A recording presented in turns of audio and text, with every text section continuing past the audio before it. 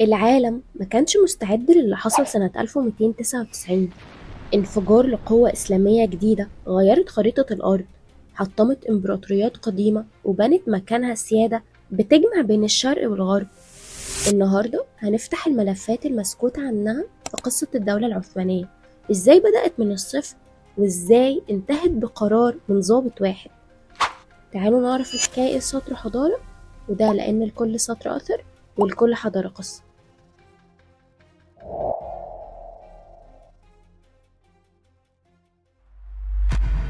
الحكاية بتبدأ وسط غبار المعارك ودم المغول اللي كان مغرق الأرض، وزي ما حكينا قبل كده بالتفصيل في فيديو معركة عين جالوت. المغول دول كانوا الإعصار اللي دمر كل حاجة تيجي قدامه. وسط الكارثة دي ظهرت قبيلة صغيرة اسمها كاي، هاربة من جحيم آسيا الوسطى وبالتحديد من منطقة مارو في تركمانستان الحالية، وزعيمهم كان أرطغرل بن سليمان شاه. الراجل ده ما كانش مجرد محارب، ده كان عبقرية عسكرية وعقله بيوزن بلد. أرطغرل كان تركماني، وعشان نفهم يعني ايه الكلمة دي وقتها، فتركماني معناها قبائل التركية اللي اعتنقت الإسلام وبدأت تتحرك من وسط آسيا ناحية الغرب، ودول طبعا غير الأتراك الجمهورية الحالية خالص. أرطغرل لقى نفسه في موقف لا يحسد عليه، بين المغول اللي بيبلعوا البلاد من الشرق والبيزنطيين المتحصنين في الغرب. ففي الوقت ده كانت دولة سلاجقة الروم، ودول تركمان برضو سبقوا قبيلة أرطغرل الأناضول، والأناضول دي هي هضبة موجودة في قلب تركيا الحالية. أرطغرل ساعد السلطان السلجوقي في معركة مصرية، فالسلطان كافئه بمنطقة سوط على حدود الدولة البيزنطية. المنطقة دي كانت منطقة حدودية خطيرة، يعني يا إما تموت وتنتهي يا إما تثبت وتتوسع وتبلع اللي حواليه. أرطغرل ما شغلش نفسه ببناء قصور، هو شغل نفسه بتأسيس عقيدة قتالية. كان بيزرع في عياله إن الأرض دي مش سكن، دي نقطة انطلاق لنشر الإسلام. أرطغرل مات سنة 1281 وساب لابنه عثمان مش بس أرض، ساب له نهج حياة وقبيلة قلبها ميت. عثمان الأول، الشخصية اللي الدولة اتسمت باسمه. الراجل ده كان بيجمع بين زهد الصوفية وقوة الفرسان، والصوفية وقتها كانت مدرسة روحية بتربي المجاهدين على الزهد والتضحية. عثمان وهو في بيت الشيخ أدا بالي شاف رؤية بقت هي العهد وخارطة الطريق لآل عثمان. شاف قمر طالع من صدر الشيخ ودخل في صدره هو، وفجأة طلعت من سرته شجرة عملاقة فروعها غطت السماء، وتحت فروعها جبال عظيمة وأنهار زي النيل ودجلة والفرات، والناس بيشربوا من خيرها. الشيخ بشره إن ذريته هتحكم العالم. عثمان ما قعدش يتمنى، ده بدأ ينفذ فورا. أول حاجة عملها إنه حول إمارة سوغد لكيان سياسي مستقل عن السلاجقة، وده عمله بالتدريج لما بدأ يفتح القلاع البيزنطية ويضمها للحكم مباشرة ويعمل جهاز إداري خاص بيه. بدأ يجمع حواليه أخيات الفتيان، ودول منظومة صوفية بتجمع بين الحرفة العملية والقتال، وقبائل التركمان اللي كانت تايهة ووحدهم تحت شعار الغازي. عثمان حط خط نظام إداري وقضائي، وفرض الضرائب العادلة عشان يثبت أركان حكم، وبدأ يتوسع حتة حتة. وأهم إنجازاته كانت حصار مدينة بورصة، ودي موجودة شمال غرب الأناضول قريبة من بحر مرمرة. بورصة كانتش مجرد مدينة، دي كانت مركز تجاري وحضاري ضخم، وفتحها كان معناه إن الدولة بقت إمبراطورية بجد. عثمان مات قبل ما يدخلها، بس ابنه أور خان فتحها سنة 1326 وخلاها العاصمة الأولى. ومن هنا بدأ ملوك أوروبا يسمعوا اسم الدولة العثمانية ويعرفوا إن في بعبع جديد بيتولد. عشان نفهم إزاي الدولة دي بقت جبارة لازم نبص على أور خان، الراجل اللي نقل العثمانيين من مرحلة القبيلة لمرحلة النظام المؤسسي. أور خان بن عثمان هو المؤسس الحقيقي لمؤسسات الدولة، هو اللي عرف إن الشجاعة لوحدها مش كفاية، لازم يكون في جيش محترف. عمل إيه؟ أسس الإنكشارية، ومعناها الجيش الجديد. سماهم كده لأنهم ما كانوش بيعتمدوا على نظام القبيلة، دول شباب بيتربوا في معسكرات منقطعة للنظام العسكري وللسلطان بس، لا ليهم أهل ولا وطن غير الحرب. أورخان هو اللي عبر مضيق الدردنيل وسيطر على قلعة جالوبولي. هدفه من كده كان إنه يحط رجل الدولة في أوروبا عشان يبدأ يتوسع في ملك الروم ويقطع الطريق على أي دعم يجي للقسطنطينية. دي كانت أول قدم عثمانية تدب في أرض أوروبا، اللي كانت ساعتها متمزقة بين ملوك بيحاربوا بعض وتحت حكم الإمبراطورية البيزنطية الضعيفة. أورخان استغل ده بذكاء وحول الدولة من إمارة رعوية لإمبراطورية عابرة للقارات. وإحنا ماشيين في طريق المجد لازم نقف وقفة تعظيم قدام اللي حقق الحلم اللي استناه المسلمين ل 800 سنة، السلطان محمد الثاني الفاتح سليل آل عثمان. شاب عنده 21 سنة بس عقله يوزن دولة كاملة. قبل ما يبدأ الفتح درس أسوار القسطنطينية سنة كاملة. قسطنطينية كانت عاصمة الإمبراطورية البيزنطية وقتها، روما الشرقية، وكانت محمية بأسوار عملاقة وسلاسل حديدية قافلة مداخل البحر. هدفه من الفتح ما كانش مجرد غزو، ده كان هدف استراتيجي عشان يوحد نصفي الدولة اللي في آسيا واللي في أوروبا وينهي آخر نفوذ للصليبيين في المنطقة. الفاتح عمل المستحيل الميكانيكي ونقل 70 سفينة برا فوق الجبال المدهونة بالزيت عشان يفاجئ الروم من ظهرهم، وبنى مدفع المجر العملاق ودك الأسوار اللي محدش لمسها من أيام محاولات العرب الأمويين. ففي 29 مايو 1453 انكسرت الأسوار ورفع الأذان في آيا صوفيا. سقوط القسطنطينية ما كانش مجرد فتح، ده كان نهاية للعصور الوسطى وبداية العالم الحديث. القطر موقفش وبدأت الدولة تتحول لخلافة عالمية بتحكم قلب العالم الإسلامي. السلطان سليم الأول الملقب بياوز أو القاطع كان شخصية حازمة جدا، هو اللي نقل ثقل الدولة للعالم العربي عشان يحمي منطقتنا من الخطر الصفوي في إيران.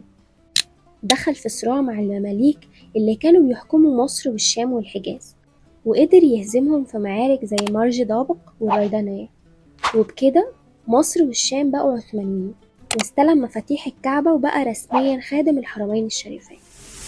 وجي بعده ابنه سليمان القانوني، الراجل اللي الغرب بيسموه المعظم. سليمان مد حدوده لحد فيينا عاصمة النمسا، وأسطوله بقيادة خير الدين بربروس البطل البحري اللي أرعب سواحل أوروبا سيطر على البحر المتوسط بالكامل. ففي عهده كانت الدولة العثمانية هي القوة العظمى الوحيدة في الكوكب، وعملتها هي اللي بتمشي الدنيا، وكلمته هي اللي بتمشي على ملوك القارة العجوز. بعد القمة دي مفيش غير النزول. بعد سليمان بدأ السوس ينخر في الجسم، السلاطين بقوا يهتموا بالرفاهية والإنكشارية، بقوا يعملوا انقلابات ويقتلوا السلاطين زي ما قتلوا السلطان عثمان الثاني. ففي الوقت ده أوروبا كانت بتمر بالثورة الصناعية سنة 1760 وبدأت تصنع سلاح وعلم حديث. أما العثمانيين فضلوا محاصرين نفسهم في نظام قديم مش بيتطور. العالم سمى الدولة دي بالرجل المريب بسبب الضعف والديون اللي اتراكمت. وزي ما قلنا في فيديو القوى العظمى، إنجلترا وفرنسا وروسيا بقوا يقسموا في الأراضي العثمانية حتة حتة. زي ما قلنا الدولة بقت ضعيفة لدرجة إن ملوك أوروبا بقوا بيقعدوا مع بعض في مؤتمرات زي مؤتمر برلين سنة 1878، الهدف منه بس إزاي يقسموا أملاك العثمانيين. الروس أخدوا حتت في القوقاز، والإنجليز عينهم كانت على مصر وقبرص، والفرنسيين أخدوا تونس والجزائر. الوضع الداخلي كان يصعب على الكافر، ديون بملايين الجنيهات الذهب وفقر، ثورات في كل حتة بتطالب بالاستقلال بدعم من أوروبا. وسط الانهيار ده ظهر السلطان عبد الحميد الثاني سنة 1876. الراجل ده كان ذكي جدا، شاف إن العرب والمسلمين هم السند الأخير للدولة، فسمى سياسته الجماعة الإسلامية. ليه سماها كده؟ عشان يوحد كل المسلمين في العالم تحت راية الخلافة، فإنجلترا وفرنسا يخافوا يحركوا المسلمين اللي في مستعمراتهم ضده. وعشان يربط العالم الإسلامي ببعضه بنى سكة حديد الحجاز، بدأت سنة 1900.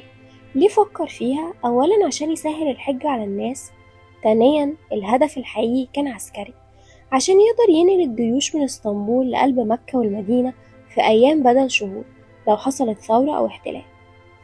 وفي سنة 1901 جاله تيودور هرتزل مؤسس الصهيونية وعرض عليه سدد كل ديون الدولة العثمانية الرهيبة مقابل إن السلطان يسمح لليهود بالاستيطان في فلسطين. عبد الحميد وقف وقفة رجولة ورفض يقابل هرتزل، وبعت له رسالة تاريخية: لا أستطيع أن أبيع ولو قدما واحدا من هذه الأرض، فهي ليست ملكي بل ملك الأمة الإسلامية. بس للأسف الضغوط زادت، ظهرت جماعة الاتحاد والترقي، ودول اتأسسوا سنة 1889 كجماعة سرية من ضباط جيش ومثقفين متعلمين في أوروبا. الجماعة دي كانت شايفة إن السلطان ديكتاتور ولازم الدولة تتحول لملكية دستورية، وبدعم خارجي وفتن داخلية قدروا يعملوا انقلاب ويعزلوا السلطان عبد الحميد سنة 1909 وينفوه لمدينة سالونيك. ليه عزلوه؟ هو راجل كويس، لأنهم كانوا شايفين إن الديمقراطية على الطراز الأوروبي هي الحل، والسلطان كان عائق قدام أحلامهم دي، وما كانوش يعرفوا إنهم بيهدوا آخر عمود في البيت. بعد عزل السلطان بقت الدولة في إيد الاتحاد والترقي، ودول ما كانش عندهم خبرة سياسية. ففي سنة 1914 العالم ولع بالحرب العالمية الأولى. العثمانيين دخلوا الحرب مع ألمانيا ضد إنجلترا وفرنسا وروسيا، فألمانيا كانت هي الأشياء بالنسبة للدولة العثمانية اللي تقدر تحميها وترجع ليها الأراضي اللي خسرتها. الحسابات كانت كارثية، ألمانيا خسرت ومعاها العثمانيين. الحلفاء دخلوا اسطنبول بالدبابات وقسموا الباقي من الدولة بموجب معاهدة سيفر المذلة. الوضع الداخلي كان مأساة، جوع وخيانة وجيش متحطم، والسلطان محمد السادس موجود بالاسم بس وتحت ايد الانجليز. ووسط الدمار ده كله ظهر الضابط مصطفى كمال اتاتورك. الراجل ده لمع اسمه في معركة جالوبولي لما كسر الانجليز. اتاتورك ما رفضش الاحتلال بس، ده تمرد على السلطان نفسه اللي كان مستسلم للحلفاء. قاد حرب الاستقلال بجيش من المتطوعين وقدر يطرد اليونانيين والحلفاء من الأناضول. أتاتورك قبل ما يعلن الجمهورية عمل خطوات مدروسة. أولا أقنع الشعب والبرلمان إن الخلافة بقت ضعيفة ومش قادرة تحمي نفسها، وبدأ يسحب البساط من تحت آل عثمان حتة حتة.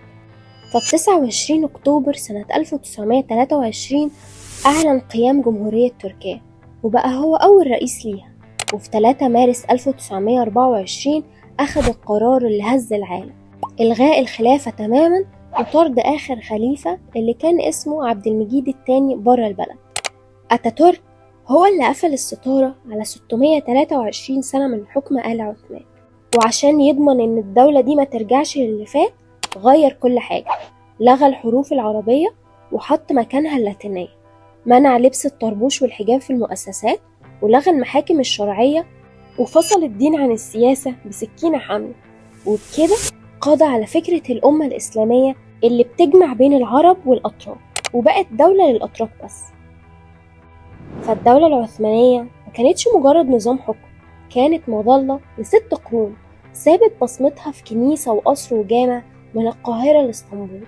الحكاية انتهت بس الدروس لسه موجودة. فالدولة اللي ما بتطورش نفسها وبتعتمد على أعدائها نهايتها معروفة. احنا كده خلصنا رحلتنا مع آل عثمان. لو عجبكم الفيديو ما تنسوش تعملوا لايك، ما تنسوش تشتركوا في القناة عشان يوصلكوا كل جديد. كنت معاكم آلاء في سطر وحضارة.